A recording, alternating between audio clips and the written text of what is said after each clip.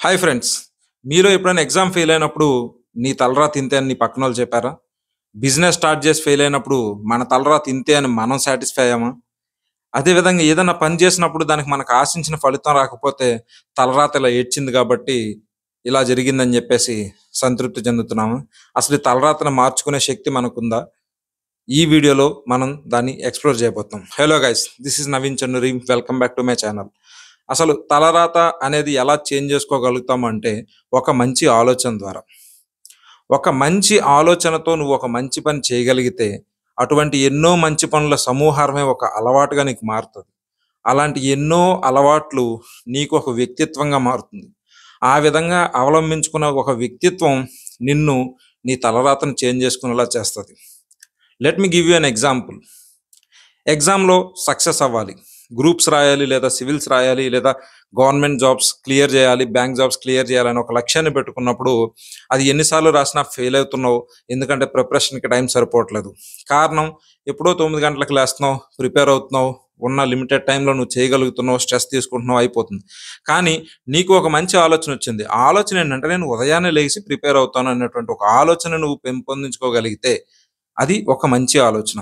ఆ మంచి ఆలోచనను ఒక మంచి పనిగా మార్చగలిగితే, అంటే ఉదయాన్నే 4 గంటలకి లెగ్గలిగితే అది ఒక మంచి పనిగా మారుతుంది. అలా ప్రతిరోజు నువ్వు ఉదయాన్నే 4 గంటలకు లెగ్గలిగినప్పుడు అది ఒక అలవాటుగా నీకు మారుతుంది.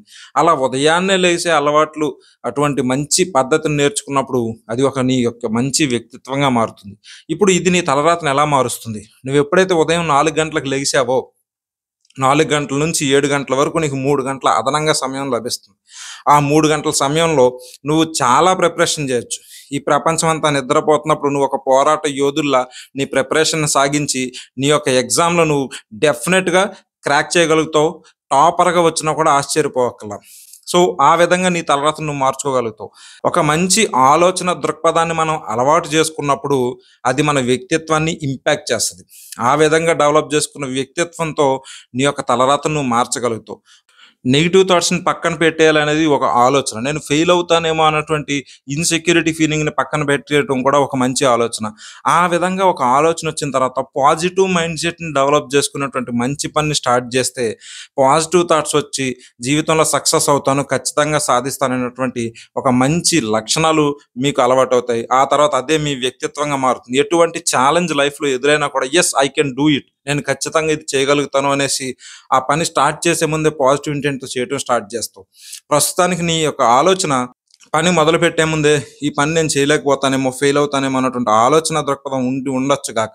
కానీ దాన్ని మార్చుకున్న రోజు ఏ పనైనా సరే, ఎంత టఫ్ వర్క్ అయినా సరే, నువ్వు స్టార్ట్ చేసేటప్పుడే ఖచ్చితంగా ఇది నేను చేయగలుగుతాను అన్నటువంటి మంచి ఆలోచనతో నువ్వు స్టార్ట్ చేయగలిగితే అది ఎంత టఫ్ వర్క్ అయినా సరే ఈ ప్రపంచం మొత్తం కూడా నీకు సహాయం చేసి ఆ వర్క్‌ని ఫినిష్ చేసేలాగా హెల్ప్ చేస్తది. కాబట్టి మిత్రమా, గుర్తుపెట్టుకో, మంచి ఆలోచన మంచి అలవాటుగా మారుతుంది. మంచి అలవాటు మంచి వ్యక్తిత్వంగా మారుతుంది. అటువంటి ఒక మంచి వ్యక్తిత్వం గల వ్యక్తి తన తలరాతని ఈజీగా మార్చుకోగలుగుతాడు. మిత్రమా, తలరాత బాలేదని బాధపడుతూ కూర్చోకు.